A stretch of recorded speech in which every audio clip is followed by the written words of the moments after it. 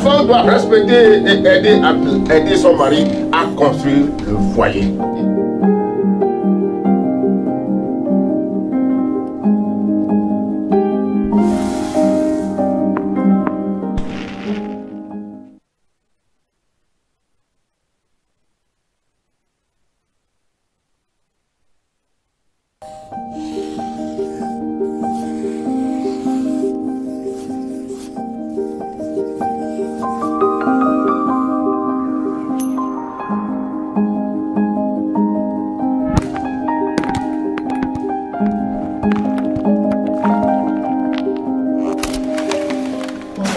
La femme doit respecter et aider son mari à construire le foyer.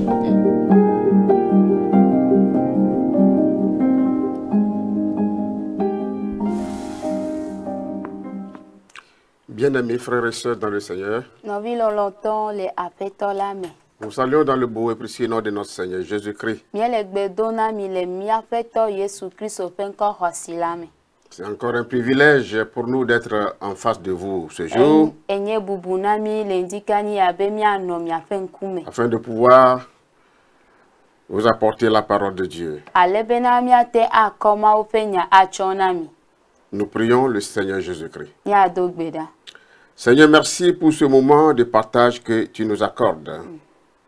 Seigneur, merci pour chaque téléspectateur et spectatrice branchée pour écouter tes conseils.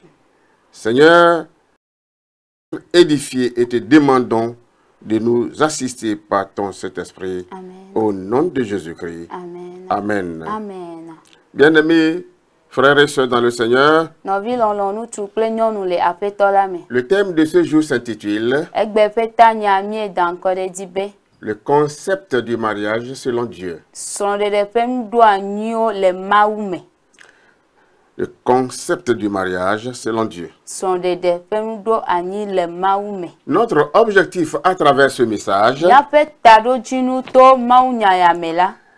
est que chaque jeune puisse être renseigné afin de pouvoir faire un bon mariage demain. Ou qu'un homme soit mieux corrigé pour que il puisse avoir un mariage amoureux.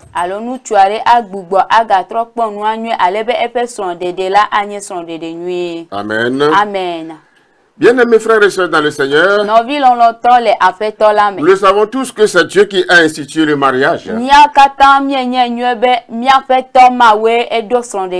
Parce qu'il a une motivation à cela.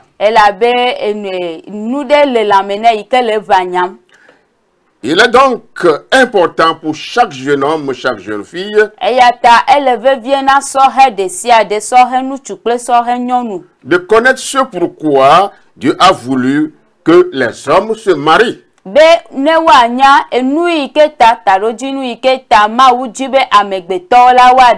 Donc en tant qu'enfant de Dieu,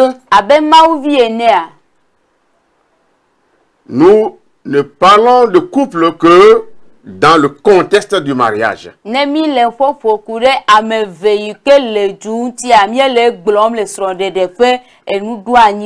couple hors mariage n'est pas selon la volonté de Dieu. Parce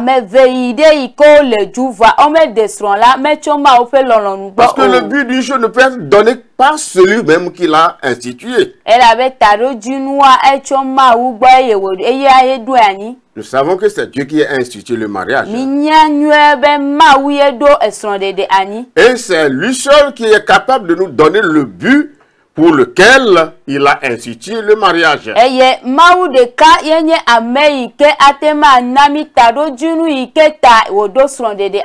Dans la société, dans le monde,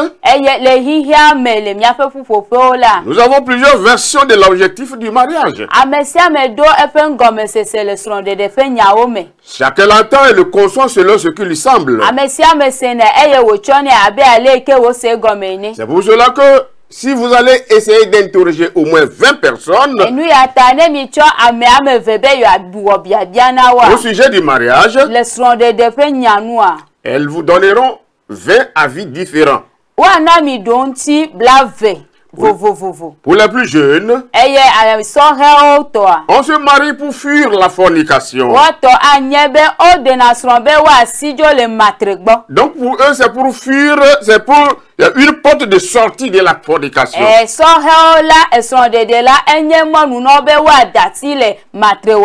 Pour beaucoup d'autres, on se marie pour augmenter la population familiale. C'est-à-dire procréer. Pour certains, on se marie pour montrer aussi en société qu'on est un homme responsable.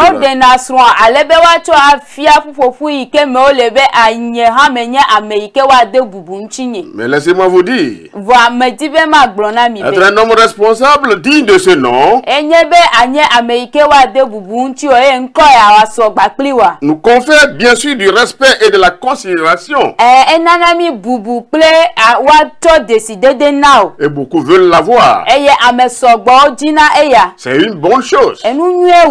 Mais le mariage ne s'arrête pas à cela. Pour certains, on se marie pour fuir les dépenses du dehors. C'est-à-dire éviter de manger dehors en tant que célibataire.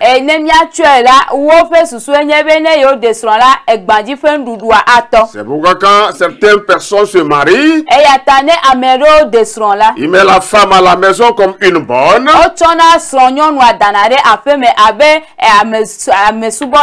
Une ménagère juste pour accomplir des tâches domestiques.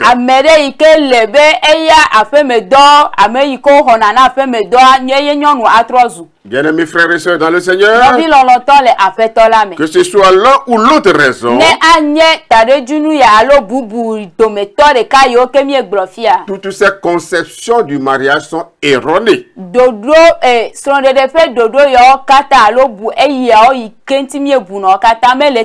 Par rapport à la vérité biblique. Parce que le mariage ne guérit pas de la fornication.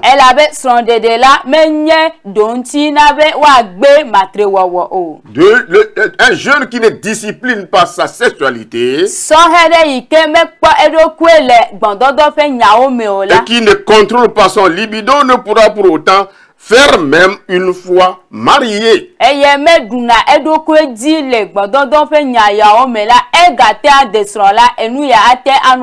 C'est pourquoi nous attendons toujours parler de l'adultère. On ne peut se marier pas non plus pour chercher des enfants. Sinon les couples stériles ne seront jamais ensemble.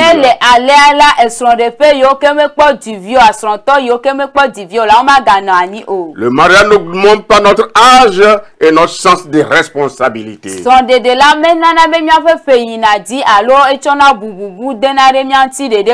l'homme n'est pas responsable, ce n'est même pas le fait d'avoir 10 femmes qu'il le sera.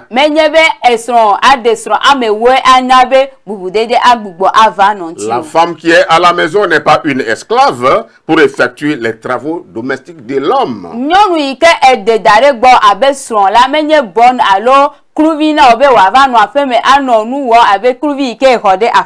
Voici ce que Dieu dit par rapport au but du mariage. Lorsque nous parcourons la Bible,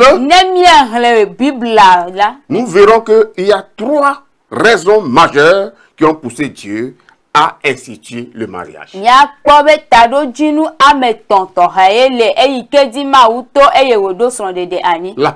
première raison que nous allons voir ici, c'est que le mariage est institué pour résoudre le problème de la solitude masculine.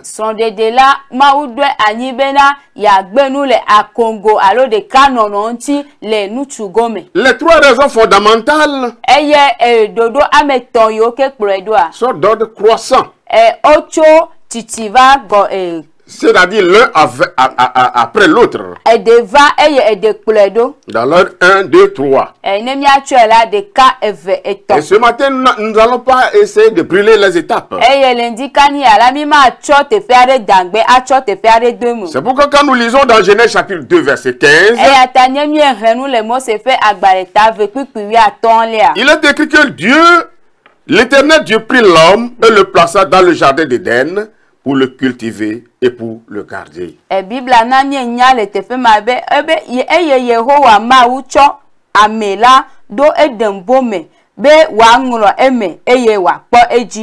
C'est au verset 18 maintenant que l'Éternel Dieu dit: il n'est pas bon que l'homme soit seul. Je le ferai une aide semblable à lui. Et si nous retournons encore un peu en arrière au verset 16, il est écrit: l'Éternel Dieu donna cet ordre à l'homme: tu pourras manger de tous les arbres du jardin. Donc la partie 2 ici est celle qui nous intéresse. C'est-à-dire le verset 18. Où Dieu a dit qu'il n'est pas bon que l'on soit seul, je lui ferai une aide semblable.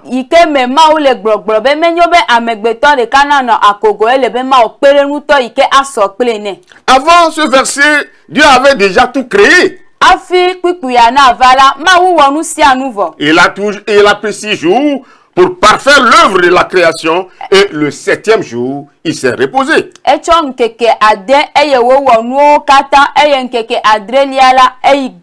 Donc tout était déjà créé, animaux, végétaux, tout ce que nous voyons était déjà créé. Et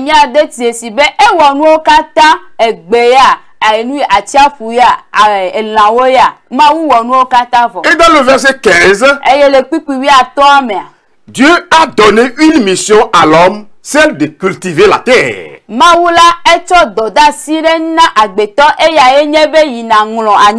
Et par rapport à cette mission que Dieu a donnée à l'homme, Dieu a vu que l'homme Adam, qui n'est pas bon qu'il soit seul, a accompli cette tâche.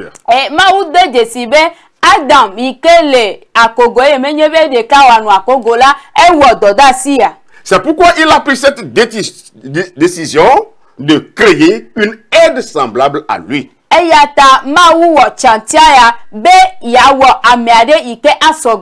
Bien-aimé dans le Seigneur, savez-vous que chaque homme sur cette terre a une mission à accomplir?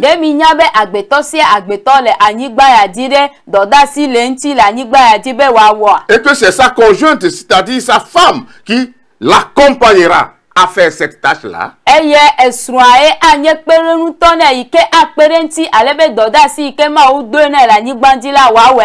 C'est ici que le problème de solitude se présente. Dans la vie du jeune homme, l'envie réelle du mariage sonne quand il ne parvient plus à concilier travail et travaux personnels. Surtout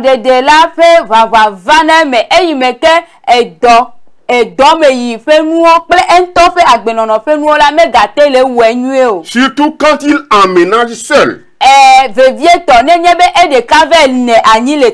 Donc le premier motif de Dieu pour instituer le mariage était donc pour résoudre le problème de la solitude.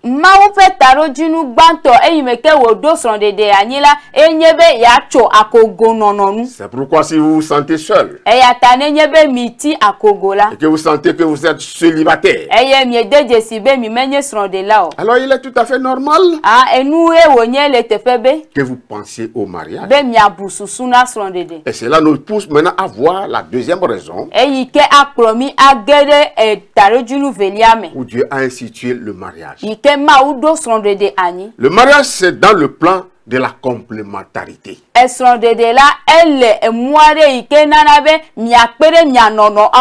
Le deuxième motif est donc pour instituer le mariage est que la femme vienne en aide à l'homme.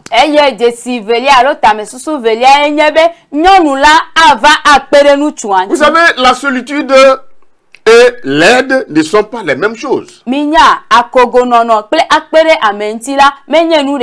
Quand Dieu dit il n'est pas bon que l'homme soit seul, je lui ferai une aide semblable. C'est-à-dire que la femme est bel et bien une aide capitale dans la vie de l'homme.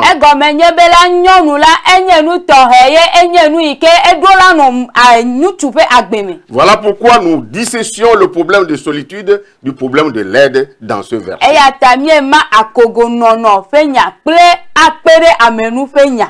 Bon, s'il est vrai que les femmes sont parfois capricieuses et que d'aucuns jugent moins importante leur présence,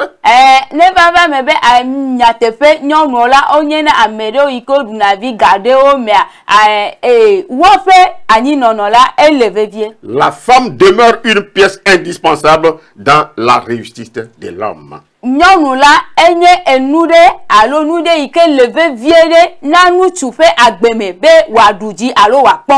Donc, messieurs qui m'écoutez en ce moment, vous devez comprendre que la femme est un bien délicieux.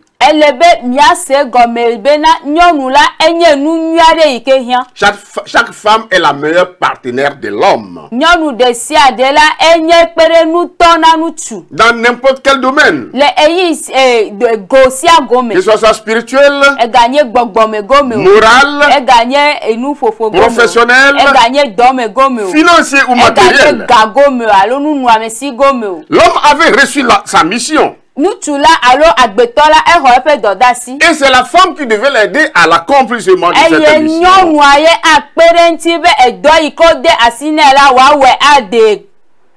Alléluia. Amen. Dans la carrière spirituelle, la femme est la meilleure aide à l'homme dans le ministère.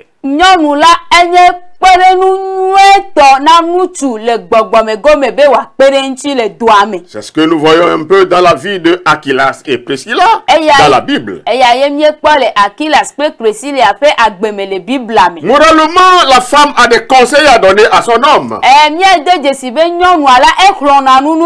C'est en cela son apport moral. Dans le domaine des affaires, la femme a son aide à donner à son mari par rapport au projet et autres choses. Arrêtez donc de croire que la femme est un jouet à la maison. Et il faut la contacter juste pour l'informer quand on a déjà fait, quand on a déjà pris sa propre décision.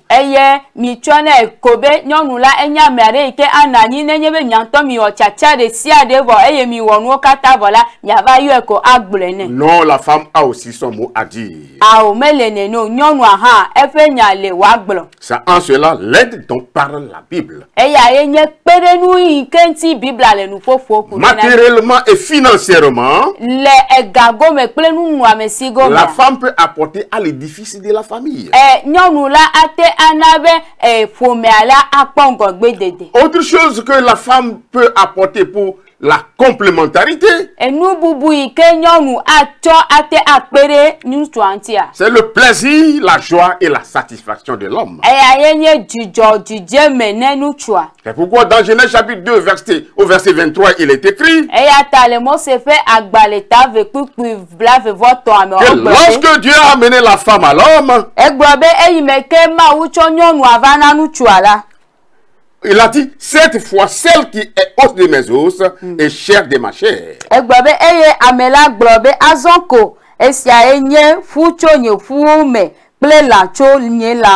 Et quand nous allons continuer un peu, au verset 24, Il est écrit que c'est pourquoi l'homme quittera son père et sa mère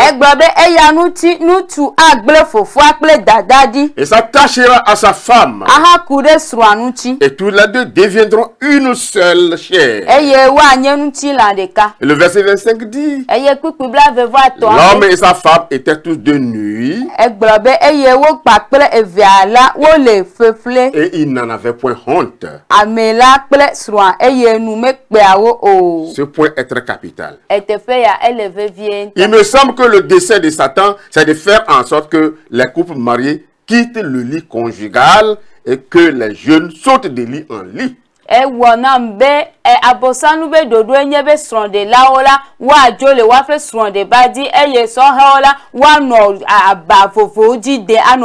Oui, c'est ça le rôle de Satan. Il veut que les hommes se déshabillent de plus en plus partout où ils peuvent.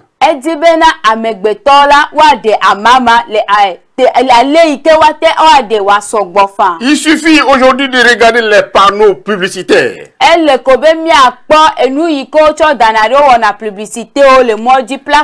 La mode. Nous sommes assaillis par les images à connotation sexuelle. Au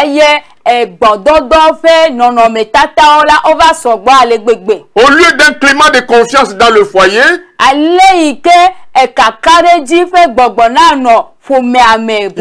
il règne plutôt des soupçons.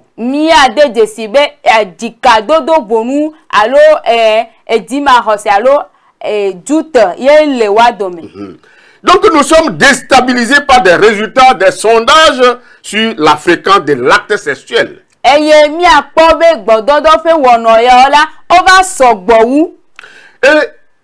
nous pouvons constater que la liberté sexuelle d'aujourd'hui est bien loin du cadeau que Dieu nous a donné.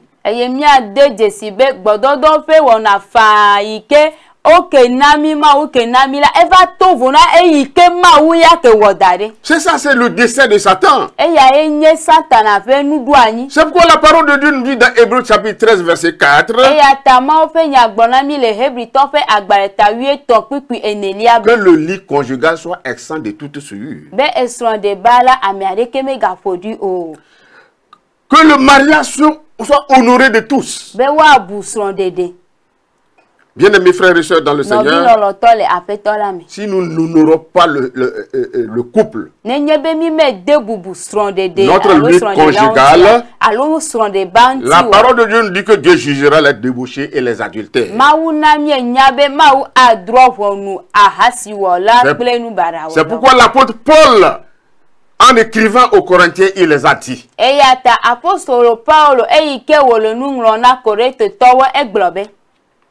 L'homme doit se marier, la femme doit se marier pour éviter l'impudicité.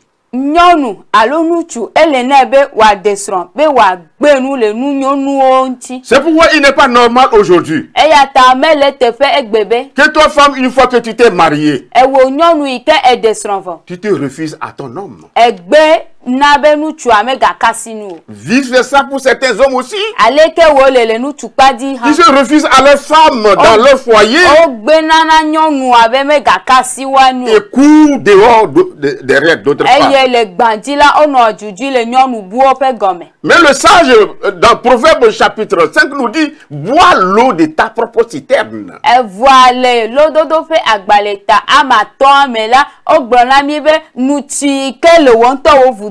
Donc à partir de ce que vous êtes en train d'écouter maintenant, vous devez honorer votre vie conjugale. Parce que le mariage, Dieu l'a créé pour le plaisir, pour la joie. Alors pourquoi priver ton mari? Pourquoi priver ta femme? Ce n'est pas une bonne chose. Troisième chose ici, c'est le mariage comme multiplication de l'espèce humaine.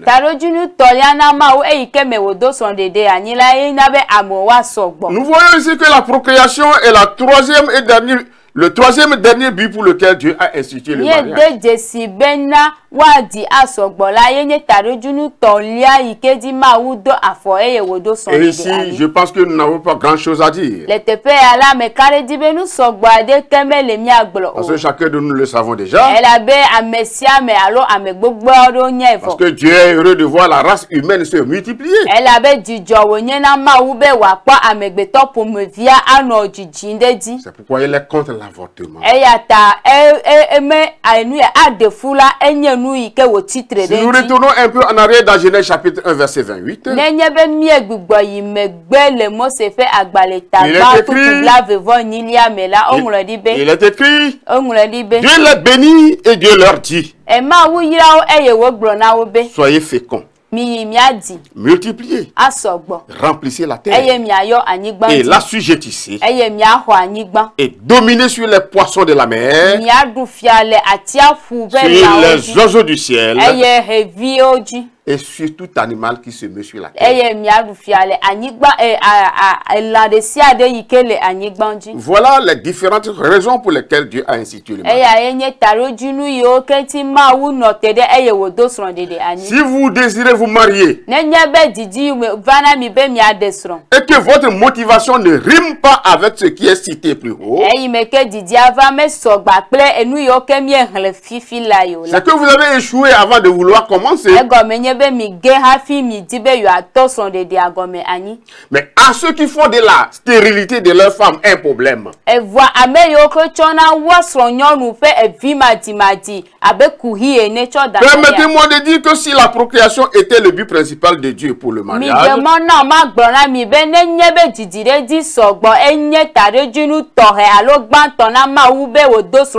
c'est que beaucoup se sépareraient une fois que leur femme ne conçoit pas. Et vice versa. Et chacun de ses buts doit suivre son ordre.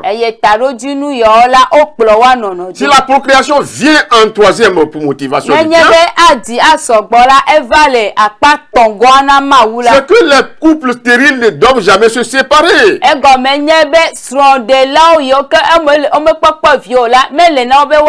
Pour des raisons de fertilité. Ils accepteront le verdict de Dieu pour eux sans trouver de problème.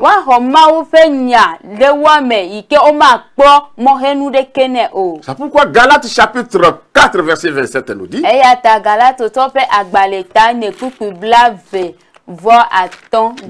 Galates au chapitre 4 verset 27. Il dit: réjouis-toi stérile.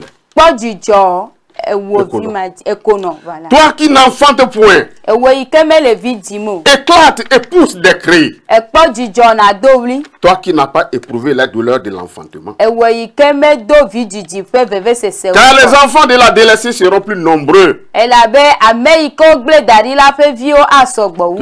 que les enfants de celles qui étaient mariées. Qu'est-ce que cela veut dire? C'est que Dieu nous a destinés à autre chose et nous sommes ses enfants. Même si nous n'avons pas d'enfants, Dieu nous destine à autre chose. Pour accomplir sa raison d'être, le couple doit mettre en place toute une stratégie.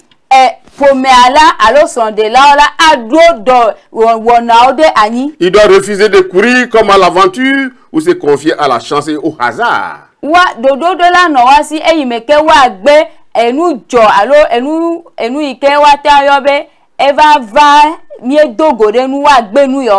Ne jamais oublier que le couple étant en partenariat avec Dieu, l'homme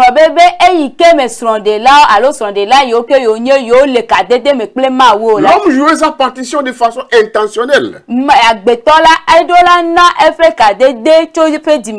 Il s'agit de quoi ici? Ici, il s'agit pour le couple de mettre en place une méthode d'action à poser pour atteindre des objectifs des cités.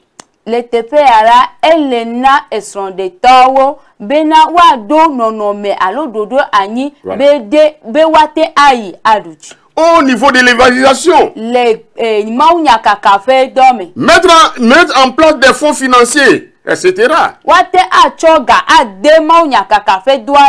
Au niveau de l'apport d'aide, décréter au moins une journée pour les veuves et les nécessiteux.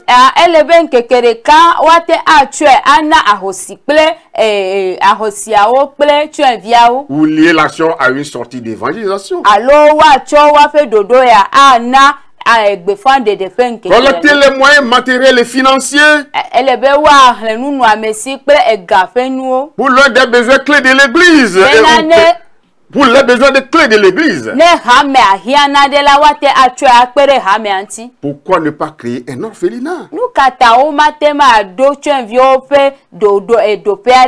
Ce n'est pas parce que vous n'avez pas d'enfants que vous êtes malheureux sur cette terre, non.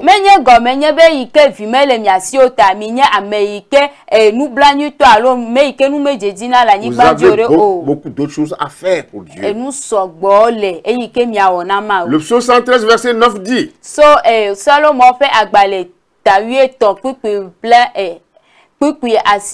voilà, il donne une maison à celle qui était stérile. Il a fait une mère joyeuse au milieu de ses enfants.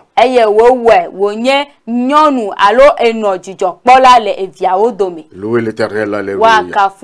Il n'est jamais trop tard pour redéfinir nos priorités.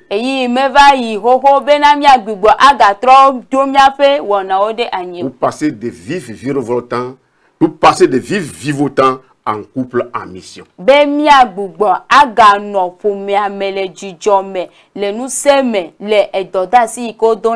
Merci à tous pour votre aimable attention. Et que Dieu vous bénisse abondamment. Vous venez à l'instant d'écouter votre humble serviteur, l'évangéliste Antoine Kofi Edouossi, conseiller conjugal et relations d'aide, interprété par la sœur Esther, de l'association CREF, le cercle d'études et de réflexion pour l'épanouissement de la famille.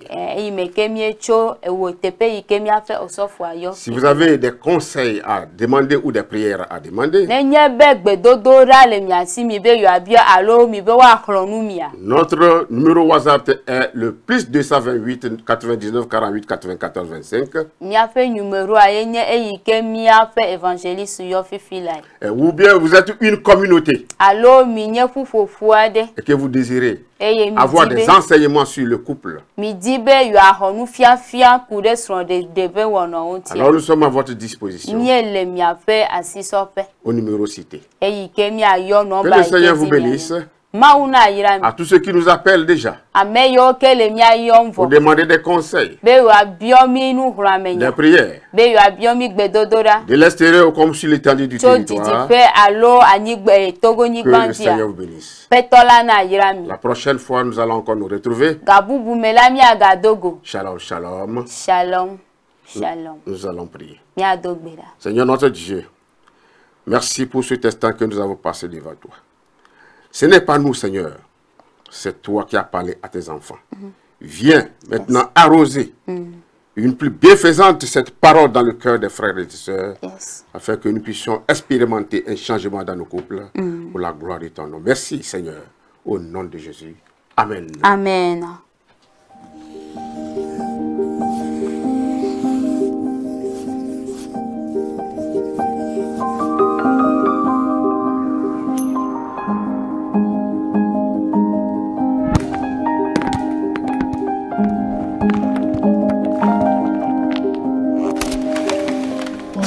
La femme doit respecter et aider son mari à construire le foyer.